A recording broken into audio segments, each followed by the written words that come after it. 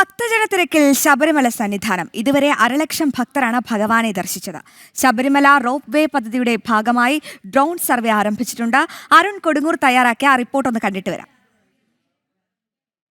ശബരിമല സന്നിധാനത്ത് ഇന്നും ഭക്തജന തിരക്ക് തുടരുകയാണ്. പുലർച്ചെ മുതൽ ആരംഭിച്ച ആ ഒരു ഭക്തജന തിരക്ക് ഇപ്പോഴും തുടർന്നുകൊണ്ടിരിക്കുകയാണ്. ഇതുവരെ 6,00,000-ഓളം ഭക്തർ ഭഗവാനെ ദർശിക്കാനായി എത്തിയെന്നാണ് കണക്കാക്കുന്നത്. ഏതായാലും വരും മണിക്കൂറുകളിലും ഈ തിരക്ക് വർദ്ധിക്കാനുള്ള ഒരു സാധ്യത തന്നെയാണ് നിലവിലുള്ളത്. അതിനനുസരിച്ചുള്ള ഒരു ക്രമീകരണങ്ങൾ തന്നെയാണ് ഒരുക്കുകയും ചെയ്തത്. ഇന്നലെ 92,000-ഓളം ഭക്തർ എത്തി. അതിനു മുമ്പ് 1,00,000-ഓളം ഭക്തരാണ് എത്തിയത്. എന്തായാലും ഇന്നും ശരാശരി ആ ഒരു ഭക്തരുടെ ഒരു തിരക്ക് തുടരാനുള്ള ഒരു സാധ്യത തന്നെയാണ് നിലവിൽ ഉള്ളത്. അതിനനുസരിച്ചുള്ള ഒരു ക്രമീകരണങ്ങൾ തന്നെയാണ് ഉള്ളത്. ഇന്നലെ വലിയ സുരക്ഷാ ക്രമീകരണങ്ങളായിരുന്നു ശബരിമല സന്നിധാനമുള്ളത്. ഡിസംബർ 6-നോടനുബന്ധിച്ച് ഒരു കൃത്യമായ സുരക്ഷാ ക്രമീകരണങ്ങൾ കേന്ദ്ര സേനകളും അതോടൊപ്പം തന്നെ സംസ്ഥാന പോലീസും ഒക്കെ ചേർന്നുകൊണ്ടുള്ള ഒരു ക്രമീകരണങ്ങൾ ശബരിമല സന്നിധാനത്ത് ഉണ്ടാക്കിയിരുന്നു. അതോടൊപ്പം തന്നെ ഭക്തർക്ക് യാതൊരു തരത്തിലുള്ള ബുദ്ധിമുട്ടുകളും ഉണ്ടാകാതെയുള്ള ക്രമീകരണങ്ങളായിരുന്നു ഏർപ്പെടുത്തുകയും ചെയ്തിരിക്കുന്നത്. എന്തായാലും ഇന്നും തിരക്ക് തുടരാനുള്ള ഒരു സാധ്യതയാണ്.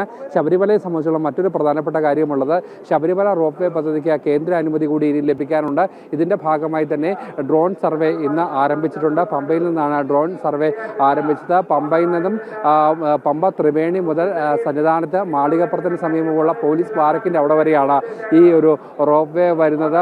22 മാസത്തിനുള്ളിൽ പദ്ധതി പൂർത്തീകരിക്കാൻ കഴിയുമെന്നാണ് പ്രതീക്ഷിക്കുന്നത്. എന്തായാലും കഴിഞ്ഞ മണ്ഡല മകരവിളക്ക് തീർത്ഥാടന കാലത്തിന് മുമ്പ് ദേവസ്വം ബോർഡ് മന്ത്രി സന്നിധാനത്ത് നേരിട്ടെത്തി വലിയൊരു പ്രഖ്യാപനം നടത്തിയിരുന്നു. ഉടൻ തന്നെ ഈ പദ്ധതിക്ക് തറക്കല്ലിടുമെന്ന് പറഞ്ഞിരുന്നു. പക്ഷേ ഒരു തരത്തിലുള്ള ഇടപെടലും നടപടികളും ഉണ്ടായില്ല. 2011-ലാണ് പദ്ധതിക്ക് രൂപം നൽകിയത്. പക്ഷേ ചുവപ്പ് തടയിൽ കുടുങ്ങി പദ്ധതി മുന്നോട്ട് പോകാനാകാതെ കിടക്കുകയായിരുന്നു. അതിനൊടുവിലാണ് ഇപ്പോൾ ഈ ഒരു ഡ്രോൺ സർവേയിലേക്ക് കേന്ദ്ര അനുമതിയിലേക്ക് ഒക്കെ എത്തുന്നത്. എന്തായാലും ഹൈക്കോടതിയുടെ ഒരു അനുമതിയോടെയാണ് ഡ്രോൺ സർവേ നടക്കുന്നത്.